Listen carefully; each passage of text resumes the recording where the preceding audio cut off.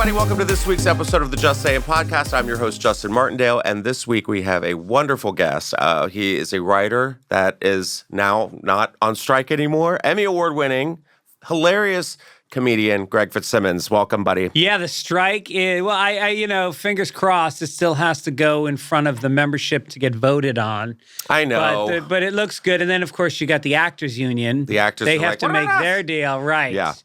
But it's hopeful. I walked a lot of miles on those lines with a lot of pasty-faced, overweight writers who were trying to network. There was a fair amount of networking going on. I will say that I didn't get my strike photo this year. Oh, you didn't get published? I didn't get the Yeah. we're out here. Right. Yeah. You know. You needed a good sign. Yeah. Did you have a clever sign? I just picked whatever they had there. I didn't bring my own sign. But for a writer's strike, a lot of it was pretty unoriginal. Mm-hmm. You know, like,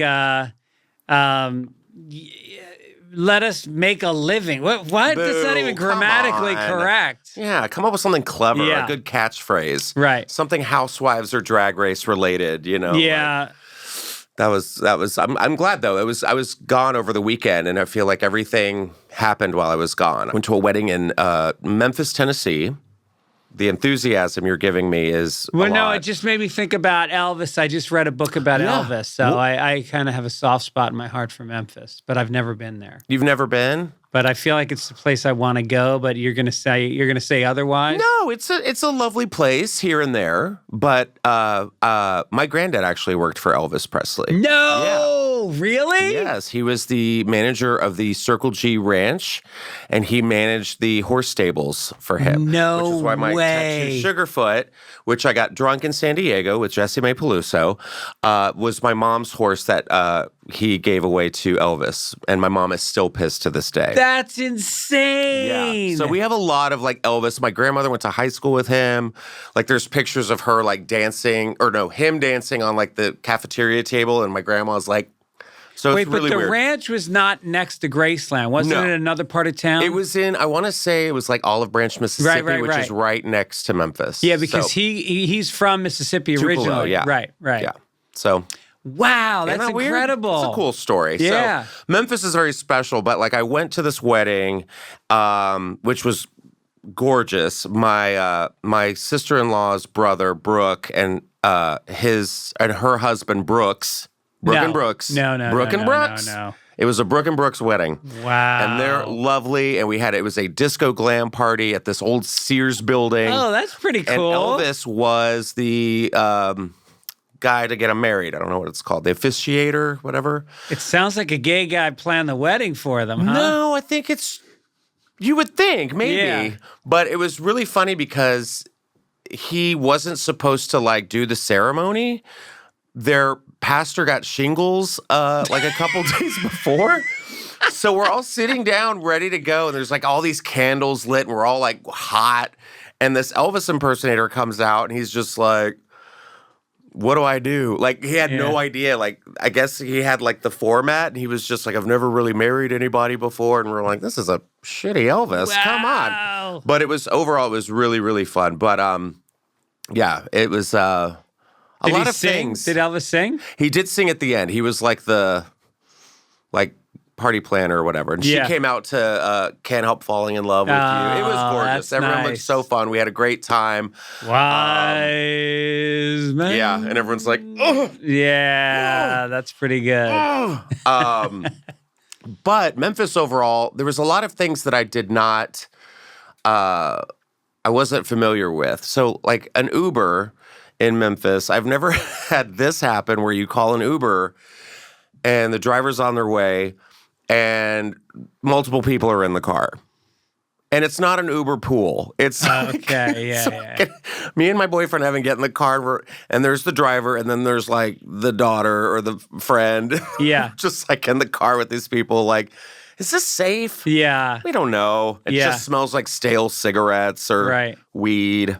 Yeah, I'm not a fan of the weed smell in my driver's car. Yeah. And sometimes the cloud of smoke is still in the fucking car it's when you get in in the seats. Yeah. But, well, that sounds amazing. How does that go over being a gay couple in the Deep South? I'm so glad you asked. I mean, people were cool with it. It's not like we were like, this is my lover. Yeah. We are together, and now we shall, in the back seat. Nothing like that. Nothing. You twist the hands when you do it? Sometimes there's a twist. There's a gradual twist. But yeah, there wasn't anything crazy. Just some looks? I think there might have been some looks. But we just kind of came in with some big gay energy, We were just like, this is what we do, and if you're not cool with it, yeah. But I think like someone was just like, this is his friend, this is Justin's friend. Right. But no, I think everybody overall was very accepting and, fine with it. However, I did stay in an Airbnb that I think was haunted. Fall is here, so we can get into some spooks. Have you seen the movie Barbarian? I don't think so. Okay. It was a movie that came out last year about an Airbnb situation. There's a big titty mutant lady living in the tunnels of this house. Spoiler alert. And that's where we were staying. It looked like that. It was just this Airbnb with just like flickering lights outside. Were there other guests staying in your room, just like with the Uber? No, thank God, that we know of. But I think there might have been a hidden passage in there somewhere. And we get in there, and everything's just like dead bolted. We had to have a code. We had to twist this knob a certain way, like this, had to. And we get in there, and we read the manual, and they're like, just be careful with things in here. This is a 100-year-old home. And I'm like, great. Yeah. And immediately when I hear 100-year-old home, I think of a dead little girl named Emily. Yeah. Because there's always a little ghost girl named Emily. And everything's fine. We didn't have anything weird happen till the last night I was there. And I have my leg over the bed, and I wake up to something hitting the bottom of my foot. And it woke me up. And I thought to myself, am I dreaming? Was that a dream? Because I was asleep, and I felt like a human hand hitting my foot at the end of the bed. And I wake up, and I look around, and I'm like, hello? Nothing, no one's moving around, nothing. There is a dog barking outside, which is telling me that there's someone maybe out there. And then I open my closet door, and there's this old, like, rickety, smells old shelf that I'm like, I bet if I pull something, there's going to be a tunnel. Didn't like it. I didn't like it at all. I like spooky shit, but like this was like, no. Wow. But like I felt like a hand on the bottom of my foot, like like three slaps. 3 slaps, like a low 5. A low 5 on my foot. Damn. Yeah. So. I mean, that's the thing about Airbnbs is you're signing up for that. That's part of it. I know. I signed. We went to. My son went to college in Chicago, so we went out to visit him one time, and we got an Airbnb, and we look at the photos, and there's no photos of the outside. There's just a photo of a gorgeous 1-bedroom, completely refinished, modern kitchen, Art Deco looking. So we show up, and we get in our Uber from the airport, and the Uber pulls up. We read the address, pulls up, and we are sitting in the underpass of the subway, the L train in Chicago. And we go, let's check the address again because it can't be here. And so he looks at it again. He's like, this is it. And so we get out, and we're standing under the tracks, and we look to the left, and there's a keypad for an apartment building. And it's a big modern apartment building. So like, all right, I guess we're next to the train track. So we go in, and we go up to our room on the 2nd floor. And we walk in, and it's gorgeous. It's like, oh, this is great. Big curtains on the windows. We walk over to the windows. I open the curtains, and I'm not exaggerating. What? From me to Lee. Lee is standing on the subway platform. And I am on the deck of my building. And there's just people milling around. There's just a bunch of people. And as you open the curtains, like they are looking brazenly at us. And we're making love. No, Oh, wow. No, we didn't make love. And so I was standing on the Feel porch like making love. to the sound of the train.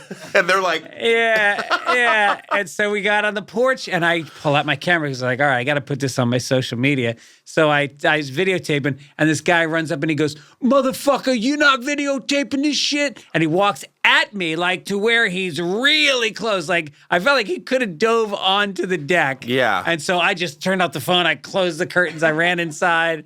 It was crazy. And you could hear like coming up on track 3, train 6, moving, enter towards the rear of the train. did the whole room shake when a train went by? No. Oh, I love those stories. That's terrifying, though. Yeah, but it was so funny that it was worth it. Yeah. Yeah. See, that's what you have to take into account. You're like, that was a fun experience. Yeah. But haunted No. wall people, Yeah. that's my biggest fear. Yeah. Wall people that live So are you in... somebody that's susceptible to haunting type I stuff? think so. Have you done a Ouija board? No, I won't touch that. Have you? Don't. I have. It freaked me the fuck. Can we curse on this podcast? Yes. It freaked me the fuck out. I swear to God, it was going to thang. How many people were on the Like thing? 5. Okay. And Yeah. y'all were just not... I don't think all 5 of us did it at once. I think there was just 2 or 3 of us doing it at once. But it was spelling shit. What was it saying? What were you asking it? I think it said sale at Penny's this weekend. And then you realize everything has a corporate sponsorship now. That's so weird. Yeah, I won't Yeah. touch that stuff because that stuff that sticks with you. But I want to talk about this because I found this today. There's always these articles that are like, here's the top 10 best cities to live in, you know? Clickbait. It is clickbait, but it's Yeah. always fun. You're like, Yeah, did my city sure. make it? And LA never makes it, but whatever. Good. I Good. know. We got enough people. I don't need more people attracted to this city. I know. Keep it a secret. Shh. Yeah, LA's great. Don't come here. It's awful, Yeah. but fun, but awful. But here's a study that came out. I don't think this is clickbait. This is the best U.S. cities to be a ghost. Oh. Yeah. I don't know where this came from, but this is an article that came out. It says, here's the key findings of different cities to be a ghost. Springfield, Massachusetts ranks as the best U.S. city to be a ghost, followed by Scranton, Pennsylvania, and Birmingham, Alabama. Miami, Florida ranks as the worst. Wait, when they say best, are they saying that people embrace that you exist? Or is it the lifestyle of the actual ghost? I think it's actual haunted houses that have been that are in the Documented. city. Yeah. Yeah. So Got it. Miami ranked as the worst, followed by Seattle and Charlotte, North Carolina. Columbia, South Carolina is the city with the most cemeteries per 100,000 residents, and Dayton, Ohio has the most graves per person. That's weird. 2.5 compared to the national average. So, Which city do you think you're most likely to be ghosted in? oh, LA for sure. Yeah. We'll get into that one. Yeah. Yeah. I think that one is definitely the one to be the most ghosted in. Yeah. So, yeah, top 10. Let's see. We've got at number 10, Greenville, South Carolina. Number 9, New Orleans. I would think number 9 would be a little higher. I thought New Orleans would definitely be up there. 8, Akron, Ohio. 7, Knoxville, Tennessee. Akron? Is it Akron? Akron, I don't yeah. know. You don't go to Ohio? Akron? No. Have I been to Ohio? I don't think so. Ohio's got a lot of shitty cities. Like, no offense, Akron people, but it's a Akron, shit Ohio. City. Also, Yeah, New Orleans, I would think, would be in the top 3 with, what's the one in Salem had all the witches? Salem, Massachusetts, yeah. 7 is Knoxville, Tennessee. Number 6, Dayton, Ohio. I know it's Dayton. It was just another Ohio. Number 5, Pittsburgh, Pennsylvania. Yeah, I can see that. 4 is Syracuse, New York. 3, Birmingham. 2, Scranton. And the number 1 most haunted place to be a ghost is Springfield, Massachusetts. So if you live in those cities, it's okay to die there because you're going to have a great time. Here's someone who hopefully will not be ghosted anytime soon. This story is all over the news today. Are you a big football fan? I am. Okay. And I was very excited. Okay. Travis Kelce's one of my favorite players. I mean, Oh, he's good. just a This is perfect. dynamic, exciting, fun player, and really one of the best tight ends in the league. Well, And- okay. Yeah, and- I would assume he'd have a good tight end. Well, he's also known as a wide receiver, though. He Okay, sometimes I'm plays listening. wide receiver. Don't know what that means, but it sounds hot. And then there's something about Taylor Swift, although I listen to her music and I feel nothing. Why? I don't know. I can't tell you why I don't feel anything. Okay. I listen to it and I don't feel anything. But Okay. I respect the production value. I respect The songwriting. I say, okay, I can see a tween girl. Mm-hmm. Like I love that it's speaking to the things that this population goes through. And Mm-hmm. I think it's great for them. And so I've been obsessed with how famous she is. Yeah, it's pretty insane. It's insane. Yeah, we've talked about her on the podcast numerous times. I myself am not a Swiftie. I think that you and I are very similar in that, where I'm like, I can appreciate the songwriting. It's just not for me. Yes. You know what I mean? I'm like, go for it. Yep. Kill it. But at I have the no same hatred time, for her. She's a hustler. yes. I think she's a really positive person. Yes, she's nice. She Yep. helps out her staff. Her, Yep. but it's just it exhausts me. Yes. Yeah. It's exhausting, and I don't know. And I think she's pretty, but there's something weird going on with the front teeth. They all seem like they're made of one piece of plastic. Doesn't it? There's no spacing. As a guy with a space between his teeth, I like to see the little elbow room on the teeth. Does she just have one big tooth? Doesn't it seem like it? I feel like that's the thing. Do you think, is it like veneers or something? I think she got veneers. Yeah, well, she's like a bajillionaire. But yeah, so that's the story going on over the weekend, is that Travis Kelce and Taylor Swift are apparently dating, and this happened over the weekend, and I'm already over it. It's just so much. This is what exhausts me about Taylor Swift, the Easter eggs. What's that? It's like where they hide little things in the song or like a music video that tie it back to, it's like a Disney Pixar film. So like if there's like you're watching Toy Story and then there'll be like a little Finding Nemo over here and Pixar's like, that's the next movie we're releasing. It's about this clownfish or whatever. So it's like she does that in her music videos where they're like, she wore purple this day in reference to this song or this time. It's a lot. So there's actually like Taylor Swift sleuths out there looking for hidden clues and messages within her songs. Kind of like Paul is Dead from the Beatles, that kind of album thing, you know? Yes, I Buried Paul, the whole Sgt. Pepper's album. Well, the cover of the Sgt. Pepper's album, it was funeral flowers. Yeah. They were traditional Asian funeral flowers, and I think there was a coffin on stage. Wait, can we get a picture of Taylor's teeth? Can you find it? Do we have Taylor's teeth? She has that like cherub lip, you know? Yeah. Where it's always like this. Yes. It's like, open. I mean. It's kissable. Oh, yeah, look at those teeth. Oh, I see. Yeah, those are rich people teeth. She could lose. She could earn $345 million in 2023, making her close to a billionaire. Yeah, she's loaded forever. Can you imagine the merch sales at her shows? Oh my God! Do you know how much merch is nowadays? Oh, it's like $40 a T-shirt. No. Beyonce's merch is $70 a T-shirt. No. Yeah. Yep. I mean, that's just her alone. Well, Bert Kreischer is very smart because he sells the merch, but then he carved out a deal where he gets a percentage of the beer sales at his shows. Oh, well, that makes sense. Because they drink so much more beer at his shows. Well, he's definitely not selling Bert Kreischer shirts because they'll come off when he gets on stage. That's right. Know? Yeah. It's like, here's a shirt. Now take it off. Yeah. But yeah, here's the thing. They went on this. She went to his game. Everyone was losing it. But then it was just kind of bizarre because then they said she was escorted out in a popcorn maker. That's what she does. Like when she goes on stage, they hide her in like a janitor bucket. What is it? Really? They'll hide her in shit so people don't see her.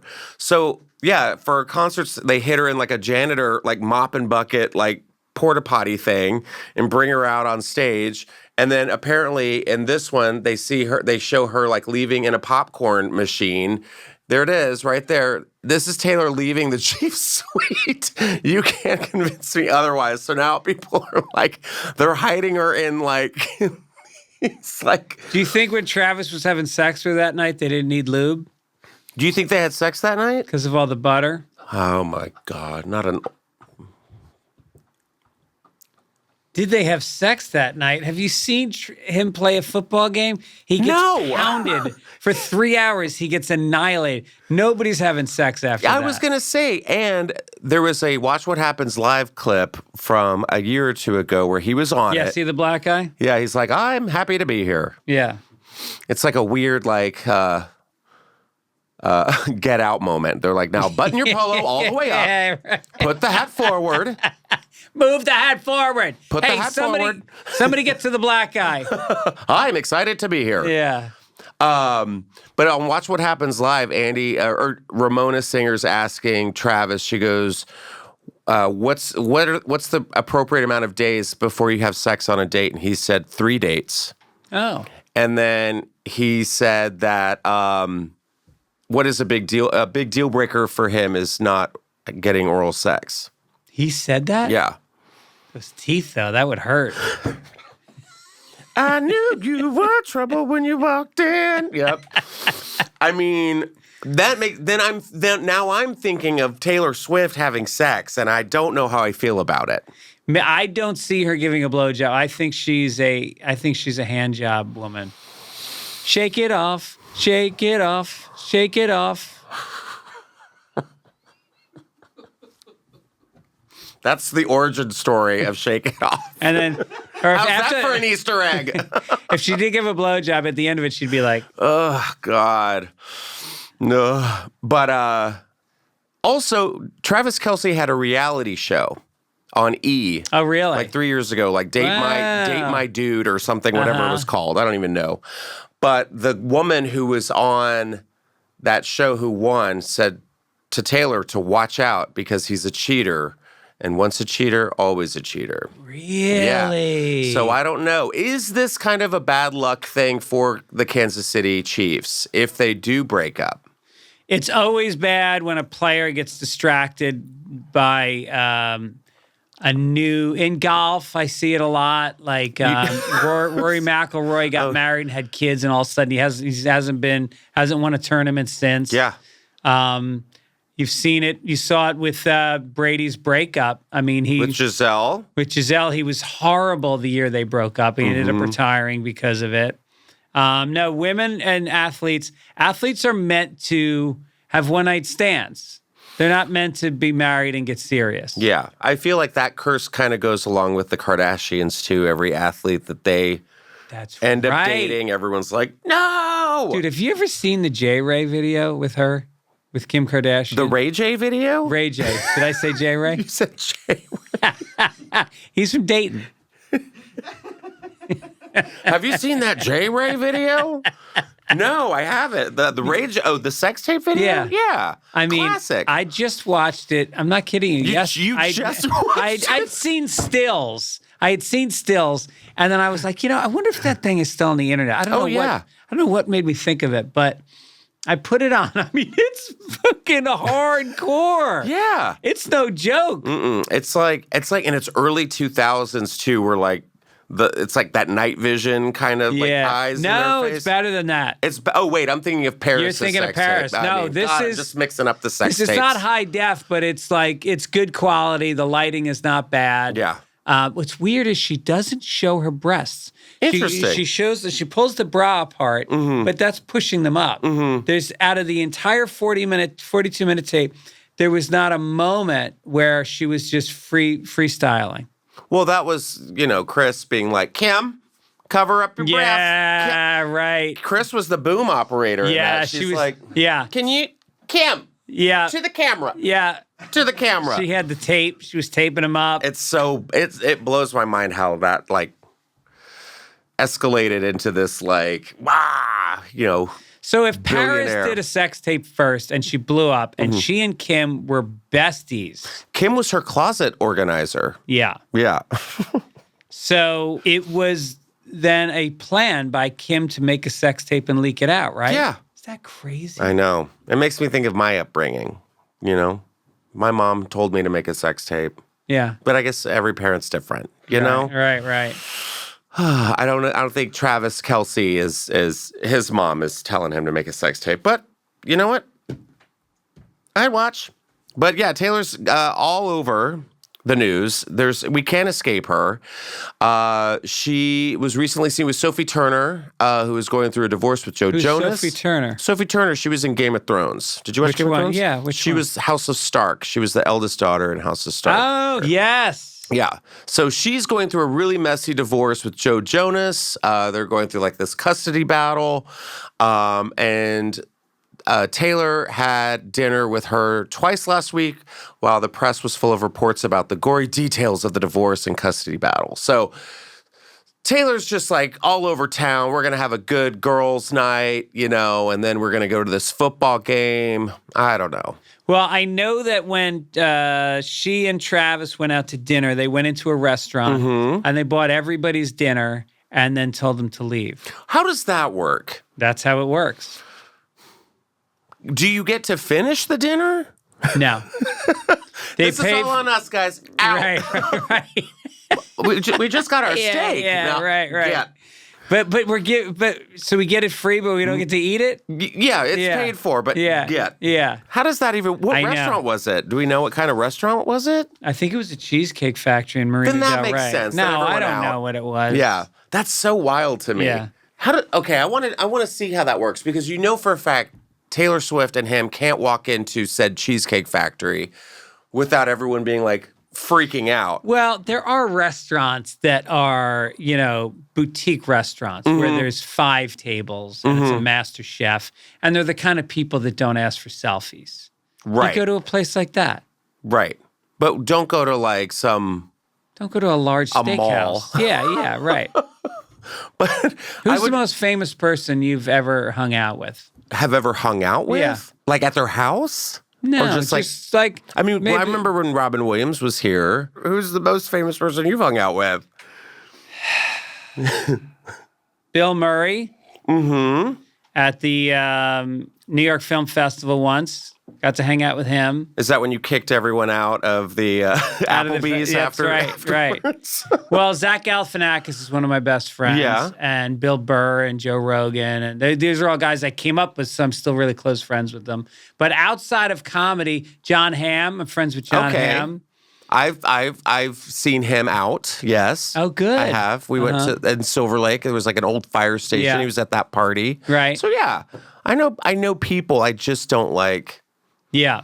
It's always at like a function. It's not like, hey, let's go grab lunch. Dave Navarro and I are good friends. Oh, Dave Navarro. Yeah. That guy's so fucking cool. Yeah, he's pretty cool. I still think he was like one of the hottest rockers.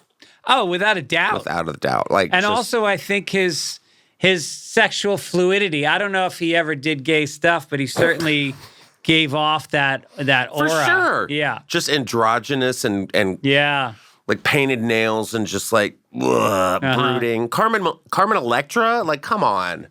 Like yeah. I know this girl, and she was on meth. She was not on meth. Okay. I was on a show. What show was I on? Oh, The Gong Show with Dave Attell. I was the head writer. And so I hired this girl to be like, like the prize girl kind of thing, like doll her up, and she's just like the doesn't say Meghan Markle much. suitcase girl. Yeah.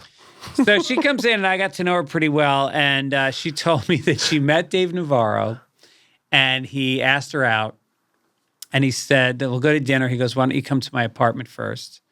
So she goes to his apartment, and he goes, they'll let you in and just come up to 3A or whatever. So she comes up to 3A, and the door is ajar, and she opens it up, and she walks in, and the lights are all off, but there's a ring of candles in the corner, and he's sitting in the middle of it, nude, playing acoustic guitar. God, And that's she so cool. She started laughing, and she left. Damn it.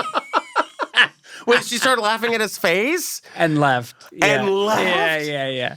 That's like the worst grinder hookup ever. Oh my God, doors unlocked, let yourself in. Yeah. Naked with a guitar with candles around. Yeah. But it's like Dave Navarro. That's I like know. vampire shit. Right. Oh, live, laugh, leave. Yeah. Live, laugh, lick, leave. Laugh. She left out the lick part because she licked him first. Well, I mean, I'm you gotta guessing. lick. If you're gonna go into Dave Navarro's house, you gotta at least give him a lick. Right. You know? Well, this year, or next year rather, Super Bowl, the halftime show has been announced. Usher. He must have done it before, right? Usher? No, he hasn't done it before. I don't think he has. He's kind of perfect, isn't he? It is. Well, I would think so, yes. I'm trying to remember because you know how sometimes they bring out like little guests. Right. And I wonder if he did that. Yeah, I think that's what it was. But I can't remember.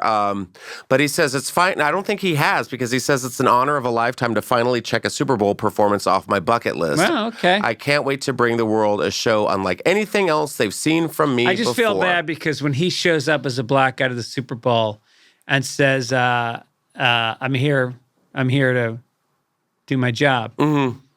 Who are you? Usher. And then they hand him like a red vest and they tell him, okay, the people are coming in there, just bring them As the an luxury actual booth. Usher. Yeah. I always wonder if he actually was ever an usher in real life. Maybe. I don't think he was. But I mean, how has that not been a play on like some late night show where they're like, we're going to film this movie theater of people and the usher's actually Usher. Yeah, that's good. Call Jimmy Kimmel. And everyone's like, whoa. Yeah.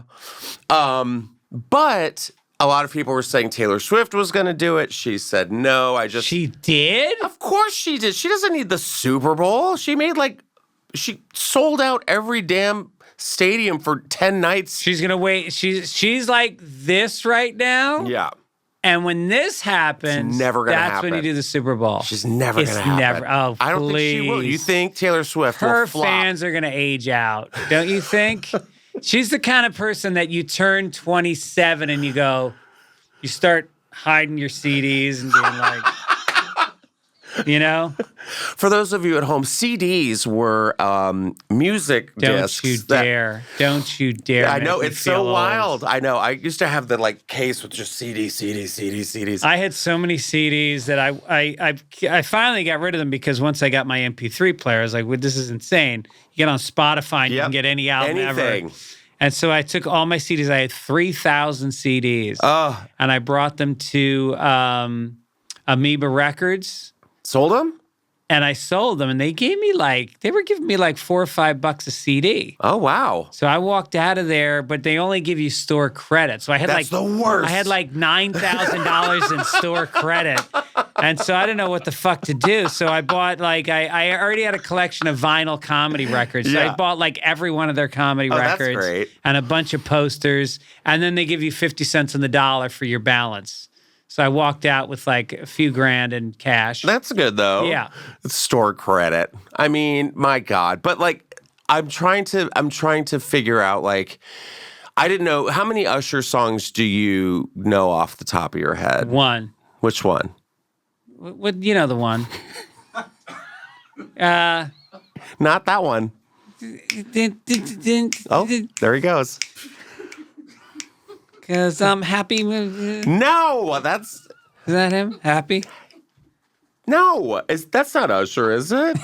No. Is that Outkast? No. Who is it? Pharrell. Pharrell. Oh, it's Pharrell. Yeah, 'cause I'm happy. That's a waterboarding song if I've ever heard one. Yeah. Like if you're just like getting waterboarded and Wait, sorry. So what's here an Usher song? I got this for you. This is another list. It is a list, a beginner's guide to Jesus Usher in Christ. 10 songs. Look, I'm going to help you, okay? So here we go. Number 1, the song you were thinking of is not Think of You. So Think of You. You remind me of a girl that I once knew. That one? Ring a bell? Yeah, I'm not into this kind of music, Okay. but keep going. You Make Me Wanna from 97. You make me wanna leave the one I'm with. Yeah, I Start a know new that. relationship. Yeah. Yeah. Which is also another name of his song. Yeah. You. Yeah. Yeah. That's the song. It's called Yeah. Really? Yeah. It's called. That's the song you were thinking while you were doing Oh, it is. You make me happy. You make me happy. not I mean, the it's song. just stupid music. I don't like any of this music. Yeah. I don't like this pop I know. R&B shit. So I had to think of it because I was like, what other songs are there? You Got It Bad. What else has he's got? You remind me. Okay, we got that one. This is my confession. Dun, dun, dun. It's going to be fun. His body looks good. Sponsored by Pepsi and herpes. That's really what it's going to be. Burn. Let it burn. And he had a residency in Vegas. My Boo with Alicia Keys. Maybe she'll come out and sing it with him. I'm gonna make love in this club. That one. There Goes My Baby. Sure. And 10, Climax. So, and he was a judge on The Voice. Let him Wasn't do there it. some controversy with him at some point? Or is he controversy-free? No, you're thinking of Chris Brown. Oh, I'm thinking of Drake. Drake's controversy? Yeah. What was his? Something in Toronto. Well, he's Canadian. Yeah. It's always something in Toronto. Right. You think you're out of the country, you can do whatever the fuck you want. You can do whatever you want. But let's get back. You mentioned this earlier. Giselle Bundchen and Tom Brady, okay? You said once he was with her, it was all over for him. But Giselle recently said in Glamour magazine that she would divorce Tom Brady today if she was offered a do-over. Boom. So October will officially mark the 1-year anniversary of Giselle Bundchen's divorce from Tom Brady. That divorce happened fast, by the way. They split up and it was like a month later. 2 different houses already. Right. The 43-year-old model has no regrets about ending their 13-year marriage. Don't take my word for it. Bundchen said to herself in a candid new interview with CBS News Sunday Morning, which aired on September 24th, I look into my life and I wouldn't have it any other way. I wouldn't have any other life, she told the interviewer, adding that if she were offered to change something about her journey, she wouldn't change absolutely anything. I mean, I think she's fine. Hey, look, you're married to a guy who talks to his father every day. That's a red flag, isn't it? His father was advising him on every personal and business decision. Yeah. I mean, come on. It is weird. And he also looks like a Christmas nutcracker. Yes. I think he doesn't look like this anymore. Can I tell you my Tom Brady story? Please. Speaking of famous people that I know. Okay, sure. So I work with Best Buddies, which is a group that helps people with intellectual disabilities. Okay. And he was the spokesperson for that group for years. I mean, if anybody wants to badmouth Tom, the one great thing he did was that. He was amazing. And so I would do these events, and I'm doing a fundraiser here for it. And that's great. We take people bowling, like the intellectually disabled people, we take them bowling. And so I flew to Boston to do this event where we were riding bikes from Boston down to Cape Cod to raise money and awareness. And so the night before the ride, we went to Harvard Stadium and we played a celebrity touch football game at Harvard Stadium. And it was a bunch of celebrities, pretty big name people, and Tom Brady. And then there was the buddy, you call them the buddies, the intellectually disabled people. And the buddies were playing in the game as well. And the fans the stadium was full. It was amazing. So I go into the locker room before, and I'm standing there, and all of a sudden, this God walks in. I mean, when you see Tom Brady in person, his eyes are piercing. He's got this radiant smile. He's so good looking. And he comes over. Yeah, he's tall. He's tall, right? Yeah, he's probably 6 foot. Yeah. And he comes in and he starts talking to people, and then he comes over to me and somebody introduces me and says I'm a comedian, and he just locks in, like mind melds with me. And for like 15 minutes, we're talking about comedy, which comedians he likes, and I'm making him laugh. And it was just, I was like, I had such a man crush on him. And then we went out to the field and we split into 2 teams, and I'm on Tom Brady's team. So we go into the huddle, and he's giving out assignments. You run, he's saying to the buddies, okay, you're going to run up on the right. So, okay, you're going to run up on the left. And then I'm looking at him like this, and he looks at me and he goes, wait, just go out. Like, what's the matter with you? I'm not going to give you an assignment. You're not a buddy. And so I line up on the right, and he calls hike, and I start running up the field. And I look over my left shoulder, and I see Tom Brady is looking at me. And he takes the ball back behind his ear, and he releases a perfect floating spiral through the air. Thousands of people watching. blue sky, Harvard Stadium, and it's coming in and I'm going to make a basket catch. All I got to do is just not trip, not fumble, just gently pull it. So the ball lands on my hands and I pull it in and I catch it. And now there's two best buddies in front of me and I deke them out and then I run in for a touchdown. And I just look back and Tom Brady's like going like this, like, No. what is the matter with you? What happened? I deked out the buddies. They're intellectually disabled. This isn't about them. It's about you. Get out of here. This is your moment. I got caught up in the moment. Yeah, you know, that was your Rudy moment. I wanted to score a touchdown from Tom Brady, and I did. Yeah. Nobody was standing in between me and that end zone. Get out of here. Just let me have this. I didn't plow into anybody, but I did. That would have been me. Just you're like, oh my God, you broke their sternums. What's wrong with you? Oh, I'm glad you. That's a moment though you will always cherish. And then that night we did a benefit show. There was a dinner, and then people came out, and Tom Brady got on stage, and for $500, Tom Brady from the stage would take an autographed ball and throw it to you. And it was a big tent. It was a big outdoor tent. There was probably like 3,000 people in the tent, and it's white linen tables and candles. It's really nice. But then he would throw passes to people, and because it was volunteers would come up and they'd get the 500, and then they would go like this with the red flag, and then Tom would throw the football to you, and you would get to catch it. And so he's doing this, and the place is going berserk. Because New England with Tom Brady, there has never been a love affair with a player like New England with Tom Brady. Of course. He brought them 4 Super Bowls or something, and so to catch the passes, the place is euphoric. The buddies are mixed in with the crowd, and they're having fun.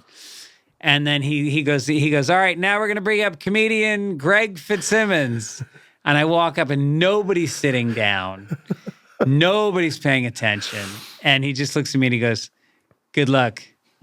Good luck. It's always those corporate events where you're just like, ugh. And I got up, and I was bombing so bad. Nobody was looking at me. And then a buddy crawled up on stage and sat at my feet and just looked straight up at me, and it was so cute. I couldn't do anything. And then I'm looking at it, and my friends are sitting at a table with Gordon Ramsay, and I forget, there was a bunch of celebrities. They were dying. They were laughing so hard at me bombing. And I did my time. You did your time. I did my time. You go, thanks. Yep. Bye. Got on a bike the next morning, rode to Cape Cod. Oh, that's the best. I love Cape Cod. Well, you know what you should have done instead of doing stand-up? You probably should have gotten up there and danced with knives, because that's the latest thing that Britney Spears has done. Is this your transition back into This is my transition into back into the podcast. Done. I think that was pretty good because here's the thing. I tried to not talk about Britney Spears a lot, because it's always something. And Landon and I will be like, yeah, well, she did this week. And I'm like, you know what? No, right. I don't care. Right. All you got to do is just wait for Sunday Night Football, and then Sunday's Britney Instagram post, because she's concerning a lot of people. From the weekend. Have you seen this? No. She is just taking it to the next level with... Oh, my God. Yeah. Here she is dancing with knives. She's got her dogs in the background. And she's barefoot. And she's always barefoot. Yeah. You know. But I don't know. Is this a cry for help? Yes. Or is this a new pop princess Asian fusion dinner called Brittany Hana opening up here in Beverly Hills in the fall? I think this is somebody living their best life. You know, she's got plenty of money. Yeah. She always seems happy when she's doing these things. And she also captioned this saying, "Don't worry, y'all. They are not real knives. Halloween is soon. Thing is, you hear the clanging of the knives as they come together, so they sure seem real." Yeah. I don't know. I mean, why can't Britney just have fun? She is having fun. I think, but people want her to have fun, outside of her kitchen. Yeah. You know? Yeah. Go outside. Yeah, but she can't. She gets mobbed. Well, she was seen recently, in Mexico or something, and her top was coming down or something like that. I'm assuming she has breast implants, right? I don't don't know. I think she did when she was younger, and everyone was like obsessed with her. But Yeah. she also had a very big fascination with knives, where she was saying that when she's at home, she sleeps with a knife under her pillow. So to each their own. And also, her ex-husband, Sam Asghari, goes to my gym. And over the weekend... See, you know somebody famous.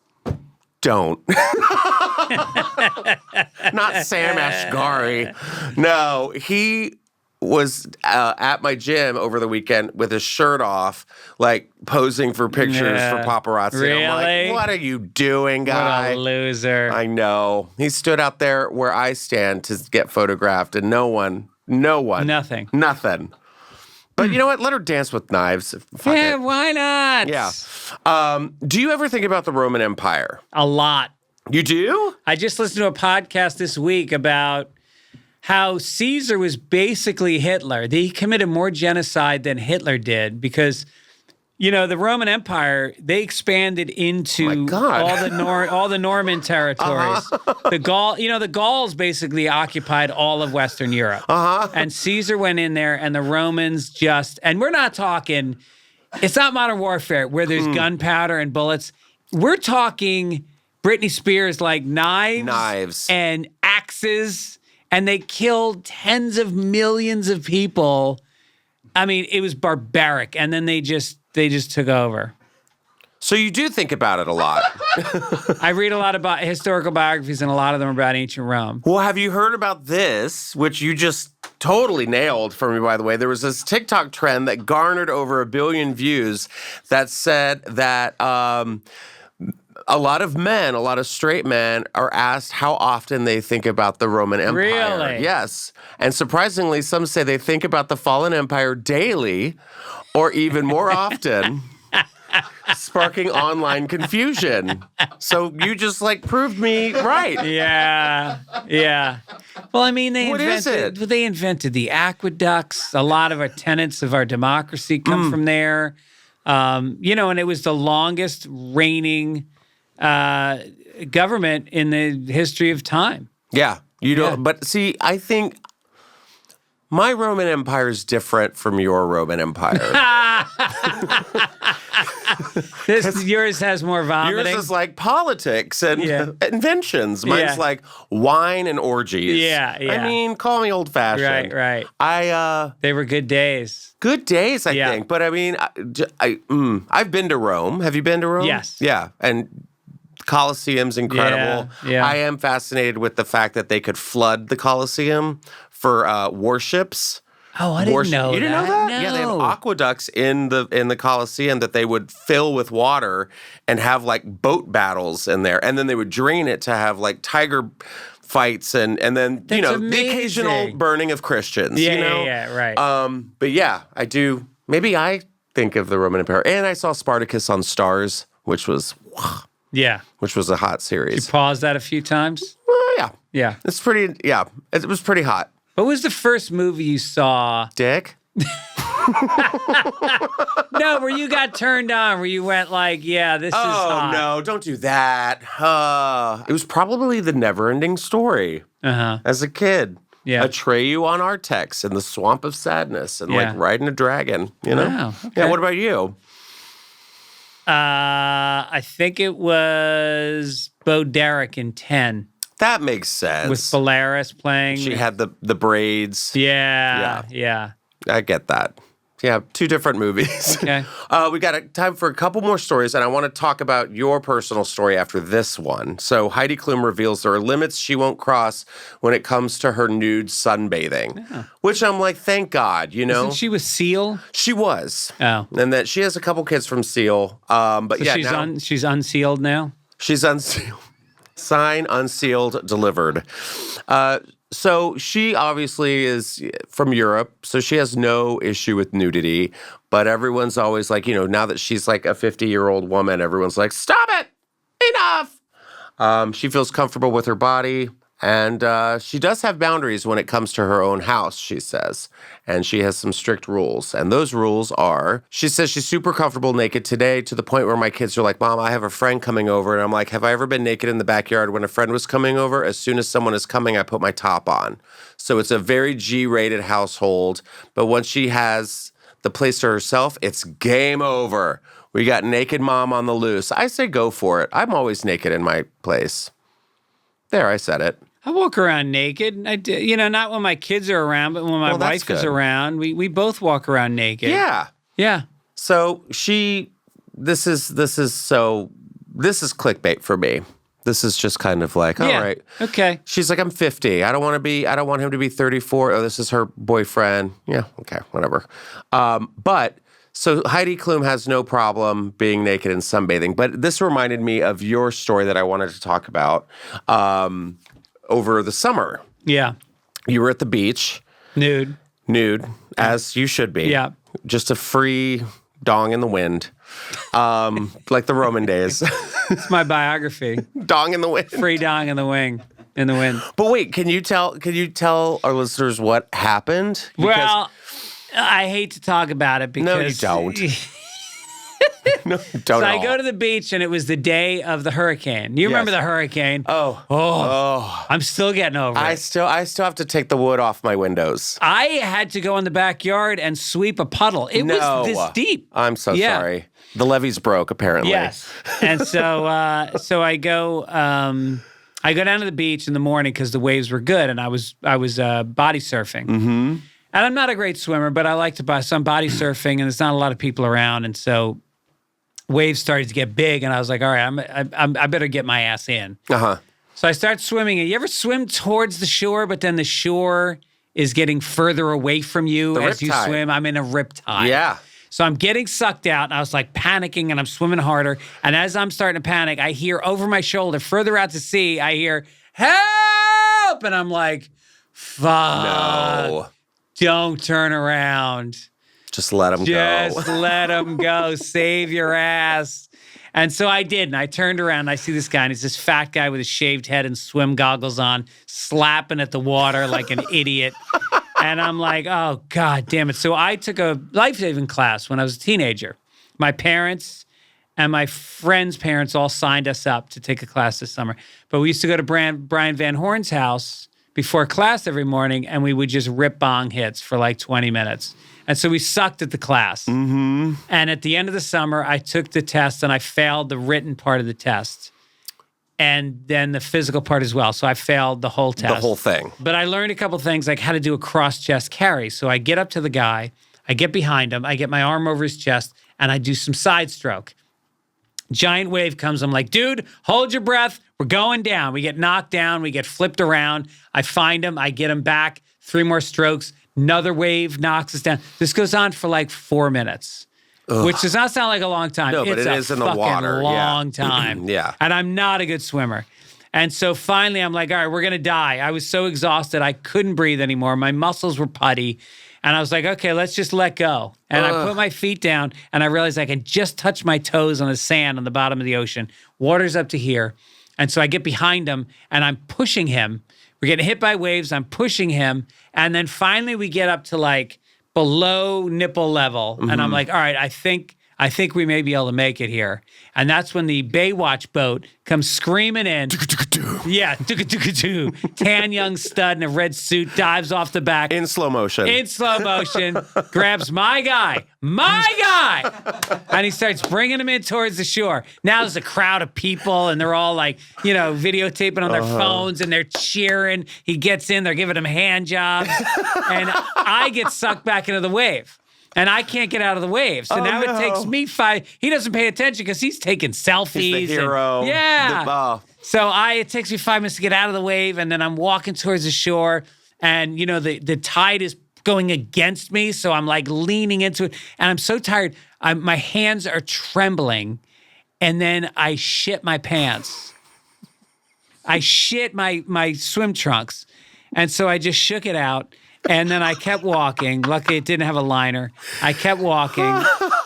I I got to the sand. Shake it out. Shake it out. I get to the sand, and the guy runs up to me, and he goes, "You saved my life." He goes, "Are you okay?" And I go, "I shit myself." And he turned around, and he just walked away. So don't be a hero. Don't be a hero. Yep. But that's the one of 3 times you've saved someone's 4. 4? Yep. God. I've saved somebody from drowning 4 times. Oh, always drowning. Always drowning. Wow. My aunt, we're in Atlantic City. My aunt was, she got sucked out. I swam over the waves. I got her. She was about 81 years old.